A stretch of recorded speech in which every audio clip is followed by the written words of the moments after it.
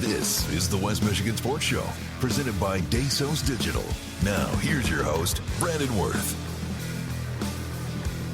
All right, we're back with another edition of the West Michigan Sports Show, presented by our great friends at Dasos Digital, real business solutions in the digital world. Brandon Wirth joining you here live on this June 22nd Saturday. It's a great day to be with you, and especially being indoors as of right now. I do want to start the show. I know this is a little irrelevant here for some of our podcast listeners that are listening post-produced. You can skip about 30 seconds ahead, but this is for our live on-air peeps. Just a little PSA. Please be watching the weather at this time as we're recording this on Friday due to some of the severities and other conflicts on Saturday. Had to record a day early, but there is some significant weather that could be crossing Lake Michigan overnight and into tomorrow morning and afternoon. That could hit later this evening, or maybe it's hit already. Mother Nature is really, really unpredictable. So please be aware. Please be watching the radar, getting some weather eye forecast here on WBRN. So be sure to stay tuned. We'll keep you up to date. And anything severe, we'll have you covered on BigRapidsDailyNews.com, on our social medias, as well as on our website. So please just be aware. It looks like it could be a little bit worse than we've seen earlier on this week. So please be in mind of that and just be sure that you are being safe. Okay, maybe that was 45 seconds, but we're going to keep on going here with the guts and glory here of this program. Today, we're diving in a little bit more with recruiting, as now a lot of the recruiting classes for this fall, this coming fall that is, are pretty much getting set for a lot of schools. So figured could have a discussion on that a little bit more in detail. That will be more in segment 2, but we do have an interview for you here today for somebody that has just went through the process. Philip Wilber of Big Rapids Baseball is heading to Glen Oaks Community College. While we didn't necessarily talk to him as much about the recruiting process himself, but just learning about the decision, learning about his senior season, and a lot of the things that also intertwined within that. Summer ball coming up, how he's approaching it now that the decision's made. So really good interview. Philip was a great kid. I mean, I really enjoyed talking with him. Not the cleanest interview, will be up front and say that, but the substance is definitely there, and you're going to see really what an insightful guy he is, and it's going to be really cool. So be sure to stay tuned to that, and then we will dive into some of the do's and don'ts of recruiting from my personal experience, from others' personal experience that I've talked to, and as well from resources online. Some things that you should do, some things that you shouldn't do, and some things you might be on the fence that I'll tell you the deets and details so that you can get your decision made. So before we get in the show, big thanks to Dasos Digital, big thanks to our other sponsors as well as Johnson's Automotive, Schuberg Insurance Agency, Quality Car and Truck Repair, Alter Care of Big Rapids, Paris Auto Sales and Service of Big Rapids, Moda the Mikasa SOA Transit Authority, and the Mikasa Osceola Career Center. Big thanks to you for making this show possible. So now we get into the thick of the episode. So we're going to get right to the interview because I know you guys are really looking forward to it. So we had a chance to talk with Philip Wilber about how the season ended for Big Rapids. It was a very successful season, of course, 20-plus wins once again, a conference championship in the regular season once again, and it was a phenomenal season despite another early postseason exit. Really unfortunate circumstances, as they certainly were the favorite to get out of that district, but sports are sports and things happen. So, but really glad to get the perspective from Philip, who has really been looking to get recruited for a little while now and has really heated up, especially with the impact of his senior season, which is absolutely fantastic to see. And it's really great to be able to see his growth. And I think it's really cool to see his insight, especially on how simple the game can be, and especially on what he's been doing to get to this point now that he is officially going to be a player from the local area that is going to play college ball. So really looking forward for you guys to hear the interview. We're going to get more interviews on the show as well.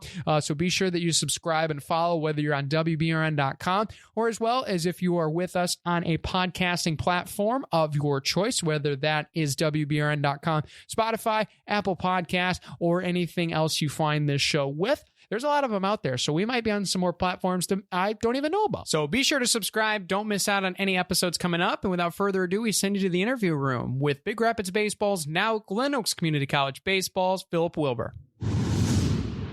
All righty. Well, Philip, thank you so much for joining us here. Obviously, big decision that you came up over this weekend, heading to Glen Oaks. What made that decision to go play college baseball? Let's start in the first place, just to pick the sport and say, you know what, I'm going to play in college. So when I went down there last week, it was just amazing. Like the coach Wattups, he's awesome. reminds me just of our high school coach, about the same person, just different pitcher. This is just a pitcher, but it was just amazing. I went down there, everybody there was welcoming, and it was just a fit for me. For sure. How does it feel? I'm sure there's probably some nerves off the shoulders now that you have the decision being made, and obviously a lot now you can look forward to. How does it just feel for you now that you've made the decision? It just feels great that I know what's actually going on. I actually have a plan set in stone. Yes, for sure. And now with summer ball, obviously a plan. You're wearing the hat as we're recording this right now. People can't see that, but the Rubber Ducks. I mean, how fun is it being able to play not only with a bunch of your teammates, but also high school coach and JT Scarpelli over the summer? It's amazing. I love all the guys on the team. It's just, we had a rough start. We had a couple losses this last weekend, but overall we're going to be good. For sure. What are you looking most forward to with that team? Now, obviously being a Legion team in its first year, what's the thing you're looking forward to most? I'm looking forward to get a lot of games in, getting reps, but at the end of the year, that Legion tournament is what we're all looking forward to. Oh, absolutely. Now, I got to ask from a player's perspective, the Rubber Ducks, good vibe, bad vibe? Because I've heard a lot of mixed things. I'm all for it, but what are your thoughts on it? I think it's a good vibe for sure. Good vibe. Okay, that's good. That's good. Especially looking back on the season, obviously you've had a great career as a Cardinal, and we wish you could keep playing as long as you could. But especially this year, I mean, batting 300 plus, slugging off the charts. Just talk about how you were so successful this year, just at the plate and also in the field as well. First, it starts off with all the weight room in the off season and to get in the batting cage, your approach, you can't do anything without approach at the plate. So that's what Coach Scarp was hounded us.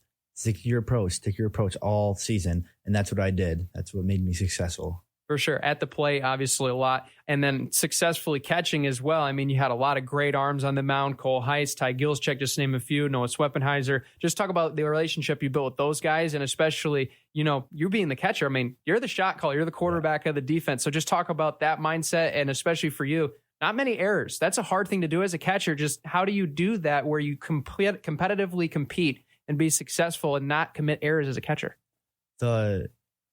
It's just a practice blocking, receiving every day, throwing, transitions. Me and the other catchers did it every day. We had the same routine we did every day. And then with our pitching staff, we had a good relationship. Like with me and Ty, I've been catching him for 3 years. So I know what's going on was not. But with Cole and Noah, it was kind of a learning curve, but it was still good because they knew we were on the same page almost every time. Like if you get the ball close, I'm going to get it and get you a strike there. For sure. And with catchers, it's a really hard thing to judge where you're at based on every pitcher's different, every situation's different. How do you approach that when there's certain situations, runners on the corners, one out, tie ball game? Like what are some of those things that you look for from your pitcher to make those decisions on, hey, we're going to be a little bit conservative. Let's let the defense get to work, put the ball in play. Hey, let's get after this guy. Let's get an out right away. Let's strike him out. Communication is probably the biggest thing that helps. When your catcher and pitcher are together, then the whole team is more together. But when they're on this off, it's hard to get back on the page and win ball games. For sure. And with your guys' high school season, I mean, obviously pretty incredible. 20 plus wins once again, conference championship. Just talk about the hard work and a lot of the determination that your guys, and especially you, your teammates, the coaches have done to really put together another phenomenal season. It's just all like the summer. All of our players are playing summer, and then even when they're playing sport in the winter, we're still hitting, throwing in the weight room. That's just when you do all that stuff, it comes together pretty good. What time do you guys usually get outdoors as much? Because I know like some teams want to get out as soon as possible, but it seems like you guys, you're obviously getting out, trying to get on the turf, getting out to throw. Just talk about that whole process of going from indoors to outdoors when it comes to training.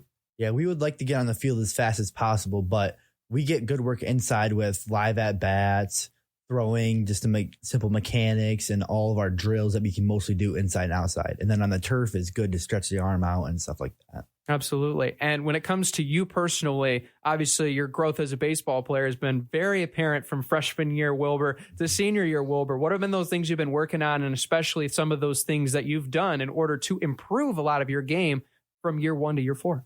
Well, I say from last year to this year, physically I'm much stronger, mentally I'm much stronger, and I know the game better. I just feel like I really dug in and knew what's going on in baseball. Like last year I was there playing, I did good, but this year I was actually bought into baseball. And when it comes to that point right there, I feel like there's a lot of people out there that might think of that and say, I really wish that one of my players knew the game better. You know, what were some of those things that you did to learn the game better as far as really kind of your approach to the game? Because that seems like what Coach Scarpelli is really ultimately drilling into you guys in practices. Yeah, just trusting your coaches. If you have a good coach, you can go anywhere. And our coach is great. He's awesome. But just like knowing every little thing, like if you ask him, like just pick his brain about certain things and he'll tell you exactly what he thinks. It's great. For sure. And does that also apply with watching College World Series, Major League Baseball just as much? Yeah, for sure. Okay. Everything. Right on. Do you have a pick on who's going to win the College World Series right now? No, I'm not sure. It's going to be a tough one. Yeah. But, Phil, I appreciate coming on the show. I want to leave you with a question for a lot of us, especially on the show. We're looking at a lot of these guys going to college. There's a lot of people wanting to follow in your footsteps, right? They want to be able to say, I'm going to go play college baseball when I grow up. What is something of an insight that you would give to those next generation players in order for them to get to the point where you are saying, you know what, I'm going to go play college baseball. These are the steps that I have to take, and this is where you'll get in the long run. First, you have to be physically ready to play, and you have to do something to benefit you every day in the sport, like every day, unless it's hitting, fielding, just some type of doing something to positive you in the game. Okay, right on. Well, thank you so much, Philip. I appreciate your time, and we'll see you the best of luck over in Glen Oaks. Thank you.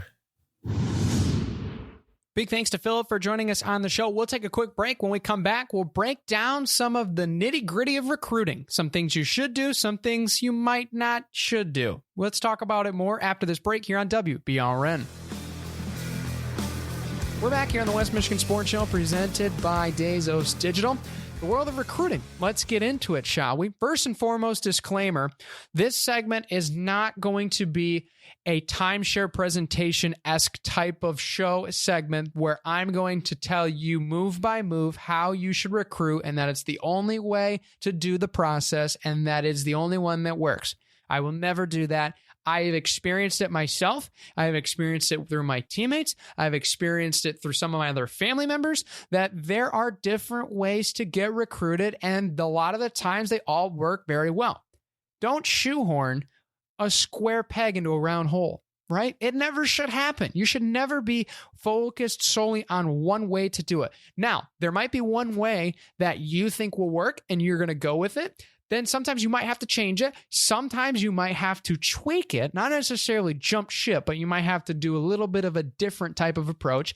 The reality is coaches are always going to be looking, but the biggest thing that I'm going to tell you here, and we're going to kind of go through some of the goods and the bads that I have developed from my perspective, listening to a lot of these college athletes or recruited college athletes starting to tell their story on how they were recruited, as well as what I've done research-wise, and especially what I've had in my own personal experience. So hopefully it kind of encapsulates everything and you get that perspective. And it's not just my own personal bias on recruiting, because a sales pitch is probably not why you're listening to this podcast, so I don't want to give it to you. You can always go online on these websites and get the sales pitch on why you should sign up for a website, and they will get you all the way through recruiting. Just give us the dollars and we'll do it all for you. Sometimes that's great. Sometimes people don't want to do that and they can't afford that. And you can understand that too. So there's simpler ways to do it as well. So here's kind of what it's going to be. A couple do's, couple don'ts, and a couple things you need to watch out for, right?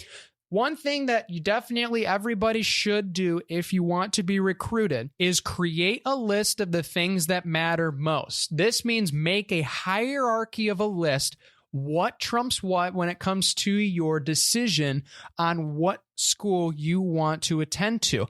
This is not make your lists of schools in order of which one you prefer most. You can do that originally if you want, but I probably would encourage people not to do that because it creates a false perception of what that school is. Because there's times where I was recruited by a school and I really didn't have interest of going to the school until I heard them out and I said, oh, you know what? That sounds cool. Or a school that was very high on my list. I went and met the coaches, I met the athletes, I met the school, and I realized this is a good place, but it's not the place for me, right? There's going to be a lot of these things you're going to learn throughout the recruiting process, right? When you go on your recruiting visits and all those things, they're all great and they're all great absorption of information type of things. But the reality is you should know what you want out of your college experience, what matters most, what matters least, right? So whether it's already the decision of what sport you want to play or compete in, what degree or major that you want to go into, or area of focus of study, whether it's not necessarily just a major, but just a field in general, right? You might want to be a doctor, but you don't necessarily know what, right? Super broad, right? But there's a lot of different ways that you can go out throughout school where you kind of start broad and then you specify down as you go into your years of school, and you have time to do that. But the number one thing that you have to know going into a realm of a huge market as college admissions is you need to know what really matters in your college experience. Is it the college itself, whether it's the schoolwork, the curriculum, the major, does that take priority? Whether it's athletics, and of course, we're going to say the academics means more, right? And every parent is going to say that, and it's true. But when it comes to athletics too, what are you looking for? Are you looking for a very competitive school? Do you want to be a person that's going to start a trend with a lower team, for example? Do you want to be kind of more of a focal point on a lower team, or do you want to be part of a high culture team and earn your way in, right? These are all things that you have to consider. And obviously the outside parts of it also relate to how you're going to live. How far away are you from home? Looking at all of those things, what matters most to you in your college experience, right? No matter what it may be, as small of a detail, it could mean the difference down the line. You might get into a really, really tough tie-up between two schools, and you might go back to that list, and then you might refresh and you say, oh, you know what?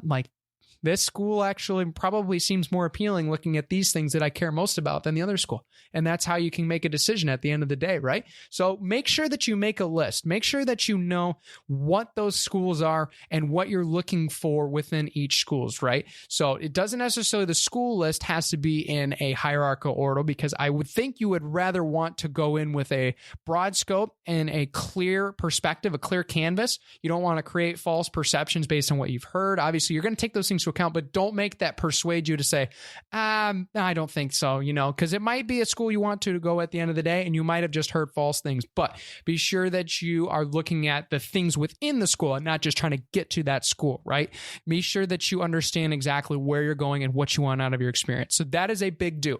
Another big do is make sure that you have some sort of media, film, metrics available for these coaches to want, because they're going to want to know how fast you ran, how high you can jump, what your stats were like in high school. Those things are all going to matter. So make sure that you have those on hand, right? The last thing that coaches want to do when they're recruiting is wait for potentially days to weeks to even months at a time. I've heard stories of months at a time for a coach to send on statistics for an athlete to a school, to a college. A month goes by, they might already have 4 kids signed, and their money might be all gone. It's an unfortunate reality that recruiting is, right? You're going to take the kids that are ready to go and you believe will be the most successful right away, because you got to fill your slots in order to have a team at the end of the day. So coaches don't want to wait. They're going to be looking at so many profiles and so many athletes. They don't want to necessarily continue to wait. The right coach will wait, but not all of them, unfortunately. That's just not how it works anymore. So be sure to have those on hand and be sure that they are readily available, especially when you're going to contact coaches, because of the fact that you can do that. Some sites that, once again, you can pay for, and they will compile that all for you so it's available. But if you're going to go the cheaper route and you want to recruit yourself, make sure that you have those on hand, because those are things that the coaches are going to look for all the time. So those are the goods. Now let's get a little bit more into not necessarily the bads, but things that you should be careful of going through this process. And kind of going off that last part,